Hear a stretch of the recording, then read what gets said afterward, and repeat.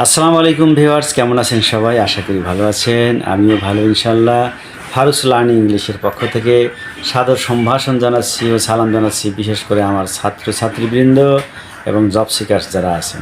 তো বন্ধুরা, আজকে আমরা এখন কিন্তু প্যাসেজ ন্যারেশনের জগতে আছি। তো সেই হিসেবে আমি মনে করি আপনারা গ্রামারের জগতে আছেন, মানে জীবনটাকে সাজিয়ে তুলবেন, এতে কোনো সন্দেহ নাই।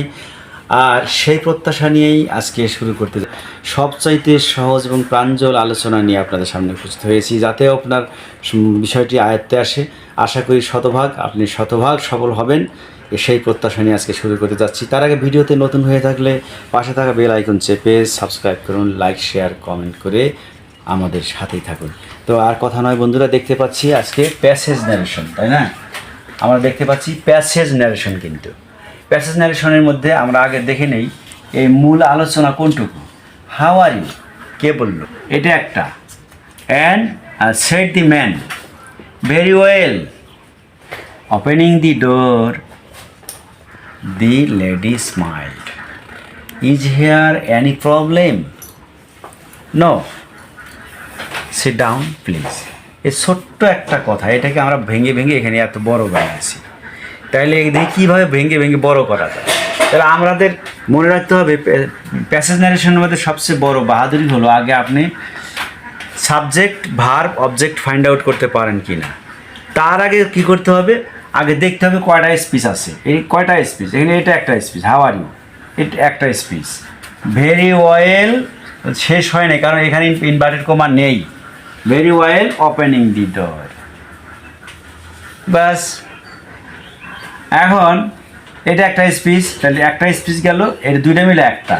দি lady smile, is here, in আরেকটা স্পিচ শুরু হয়েছে, এনি প্রবলেম, এটা একটা স্পিচ। নো, সিট ডাউন, এটা একটা স্পিচ। তার স্পিচ কয়টা গেল? একটা। এই দুইটা মিলে একটা, দুইটা। এটা দুইটা মিলে একটা, তিনটা। এইটা হলো চারটা স্পিচ। তো চারটা স্পিচের কর্তা দুইজন হবে নিশ্চিত। তাহলে এইটা কে বললো? How are you, said the man. এটা স্পষ্ট, এটা ওই লোকটি বলেছে।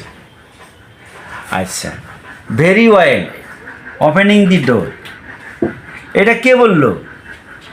দি লেডি, স্পষ্ট।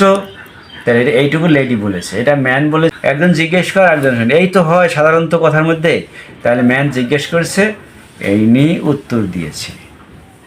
আবার সেকেন্ড থার্ড যদি আসে, সেটা অবশ্যই ম্যানই জিজ্ঞেস করবে। এখানে সাবজেক্ট বের করা খুব সহজ। এটা অবশ্যই সেই লোকটাই বলেছে, আবার উত্তর দিলে সেই লেডি দিয়েছে। তাহলে আমরা দেখে নেই কী করলাম। আমরা কিন্তু সাবজেক্ট বের করতে পারলাম, কোন কোন স্পিচের কর্তাকে, এটা আমরা ফাইন্ড আউট করতে পেরেছি। এখন আমরা দেখি এইটা কে বলেছে। দি ম্যান, দি ম্যান নিয়ে আসলাম। বাক্যটা প্রশ্নবোধক কিনা? অবশ্যই প্রশ্নবোধক, কাজে সেইটার জায়গায় দিলাম আস্কড। এখন এই বাক্যের অবজেক্ট কি? অবশ্যই জিজ্ঞেস করেছিল লেডিকে, লেডিকে নিয়ে আসলাম। লেডি হলো অবজেক্ট, এই বাক্যের অবজেক্ট।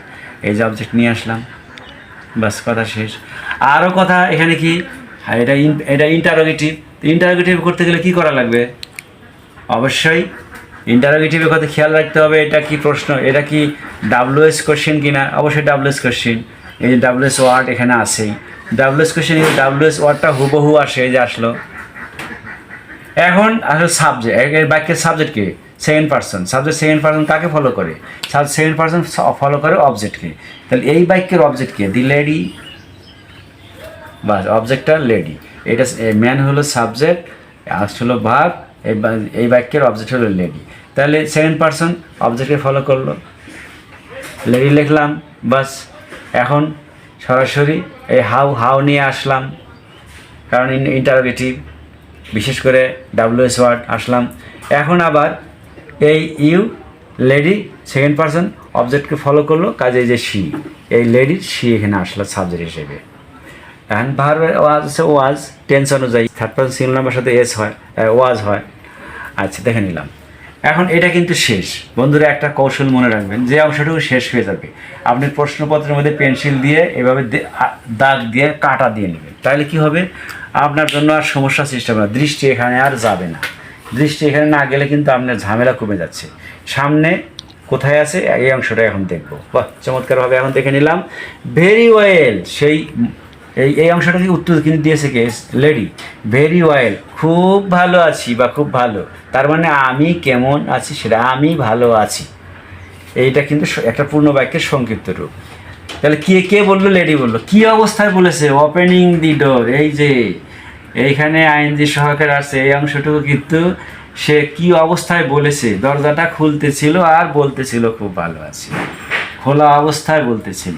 তাহলে সেই অবস্থাটাকে আমরা আগে তুলে আনবো, এই অংশটুকু আগে আনবো। লেডির কথা আনার আগে ওপেনিং দি ডোর, এই ওপেনিং দি ডোর আনলাম, আনার পরে সাবজেক্টটা নিয়ে আসলাম the lady. The lady smiled. যদি ভার্বের পাস্ট ফর্ম থাকে তার সামনে আমরা হেড দেব, টেন্স জানা না থাকলেও কিন্তু সহজ ব্যাপার না। পাস্টের এটা ভার্বের পাস্ট ফর্ম আছে, তার সামনে হেড দিয়া এটা স্মাইল্ড, ওই অবস্থা নিয়ে আসলাম। এখন খালি খালি মুস্কি হাসি দেয় না, আরও কিন্তু বলেছে যে অ্যান্ড সেইড দ্যাট, এবং আরও বলেছে যে এখানে আসলে আই অ্যাম ভেরি ওয়েল, তার মানে কি? আই মানে ওই আইটা ফার্স্ট পারসন, এখানে কি ওই যে সি লেডিকে ধরছে, লেডি হল ফার্স্ট এই বাক্যের সাবজেক্ট, তাহলে সি এখানে কিন্তু গোপনে ছিল, সি তাকে বের করে আনলাম, ওয়াজ কারণ পাস্ট ফর্ম হয়ে গেছে, আমি এই যে ভেরি ওয়েলটা নিয়ে আসলাম, শেষ, কমপ্লিট। তাহলে যেহেতু আমার এই অংশটুকু শেষ হয়ে গেল, এই অংশটুকু আমি কেটে দেব, দেওয়ার পরে তাতে আমার লাভ কি হবে? প্রশ্ন পেন্সিল দিয়ে প্রশ্নপত্র কেটে দিলে এখানে আমার দৃষ্টি আর যাবে না। তাহলে আমি এখন নিচে নির্দ্বিধায় নির্ধান্দায় আমরা নিঃসংকোচে নিচের দিকে তাকাবো, তাহলে ওখানে আর গেলাম না। তাহলে এখানে কি হলো? Is here any problem? Is here any problem, এটা কে বলেছে? অবশ্যই সেই ম্যানই বলেছে, কারণ ধারাবাহিকতা এই কথাই বলে। তাহলে এইবার কিন্তু এইবার প্রশ্ন করলো কে? দি ম্যান এগেইন, মানে দ্বিতীয়বার, যেহেতু এগেইন ফার্দার অলসো এগুলো দেওয়া যেতে পারে। দি ম্যান আবার জিজ্ঞেস করলো কাকে? ওই লেডিকে জিজ্ঞেস করছে, এবারকে দি লেডি। তাহলে সাবজেক্ট হলো ম্যান, অবজেক্ট হলো লেডি। ক্লিয়ার? এখন কি জিজ্ঞেস করছে? এটা প্রশ্নবোধক, কিন্তু এটা প্রশ্নবোধক, তবে ডাব্লুএস ওয়ার্ড এখানে নাই, বা ডাব্লুএস কোশ্চেন নয়, ইয়েস নট কোশ্চেন, সেক্ষেত্রে আমরা ইফ দিয়ে আনবো, ইফ বা হুইদার। তাহলে ইফ দিয়ে আনলাম, ইফ, তাহলে হেয়ার আছে দেয়ার, এখানে প্রবলেমস বহু বচন আছে, তাহলে if there were any problems, বাস। এটা প্রশ্ন কার? শেষ হয়ে গেল কার? কে জিজ্ঞেস করলো? ম্যান, ওই লোকটি। তো এই অংশটুকু আমি কেটে দিলাম, শেষ। আমার কিন্তু প্যাসেজ ন্যারেশন লেখার বিশেষ কৌশল কিন্তু আমার শেখা হয়ে গেল। রইলই শুধুমাত্র একটা speech, no sit down please. এটা কে বলেছে? ওই লেডি বলেছে। তাহলে লেডি কী অবস্থায় বলেছে? তাকে রিকোয়েস্ট করছে, রিকোয়েস্টটাকে আগে নিয়ে আসি, রিকোয়েস্টিং দি ম্যান, ওই লোকটাকে রিকোয়েস্ট করে বলেছিল কে? লেডি। দি লেডি রিপ্লাইড, এই যে রিপ্লাইড, এই যে নো থাকলে ইন দি নেগেটিভ, ইয়েস থাকলে replied in the affirmative, replied in the negative. কী বলেছিল? আরও কী বলেছিল? And said to sit down, যেহেতু আদেশ মানে ইম্পারেটিভ, সেটা যে টু দিয়ে আমরা শেষ করলাম।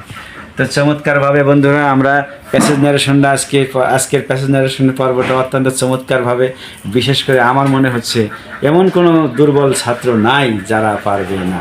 তাহলে সেই সবার জন্য শুভকামনা রইল। সামনে নতুন কোনো ভিডিওতে ইনশাল্লাহ দেখা হচ্ছে। সে পর্যন্ত ভালো থাকুন, সুস্থ থাকুন, দোয়া করছি, আমার জন্য দোয়া করবেন। আসসালামু আলাইকুম।